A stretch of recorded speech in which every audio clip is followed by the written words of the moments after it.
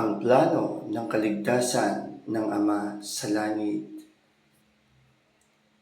Matutulungan tayo ng ipinanumbalik ng Ebanghelyo ni Hesukristo na masagot ang mahahalagang katanungan ng kaluluwa.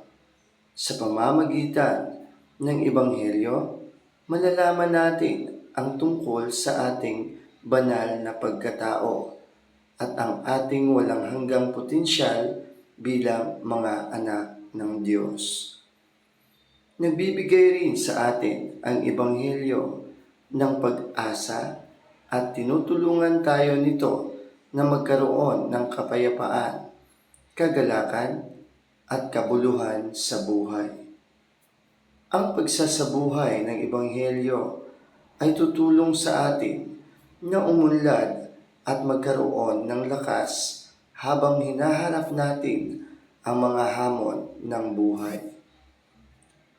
Nais ng Diyos ang pinakamainam para sa kanyang mga anak at nais niyang ibigay sa atin ang pinakadakilang mga pagpapala, ang kawalang kamatayan at buhay na walang hanggan. Dahil mahal niya tayo, naglaan siya ng plano para matanggap natin ang mga pagpapalang ito. Sa mga banal na kasulatan, ang planong ito ay tinatawag na plano ng kaligtasan, ang dakilang plano ng kaligayahan at ang plano ng pagtubos. Sa plano ng Diyos, ang bawat isa sa atin ay maglalakbay mula sa buhay bago isilang, pagsilang, buhay sa mundo, kamatayan, at buhay pagkatapos ng kamatayan. Ibinibigay ng Diyos ang mga kinakailangan natin para sa paglalakbay na ito. Nang sa gayon, pagkatapos nating mamatay, makakabalik tayo sa kanyang piling at matatanggap ang ganap na kagalakan. Si Hesukristo ay sentro sa plano ng Diyos sa pamamagitan ng kanyang pagbabayad sala at pagkabuhay na mag-uli.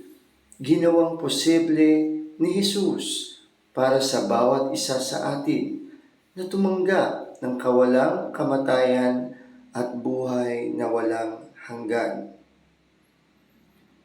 Sa ating buhay dito sa mundo, hindi natin naaalala ang ating buhay bago tayo isinilang. Hindi rin natin lubos na uunawaan ang buhay pagkatapos ng kamatayan. Gayunman, naghayag ang Diyos ng maraming katotohanan tungkol sa mga bahaging ito ng ating walang hanggang paglalakbay. Ang mga katotohanan ito ay nagbibigay sa atin ng sapat na kaalaman para maunawaan natin ang layunin ng buhay, magkaroon ng kagalakan at magkaroon ng pag-asa na may mabubuting bagay na darating. Ang kaalamang ito ay isang sagradong kayamanan na gagabay sa atin habang tayo ay nandito sa mundo.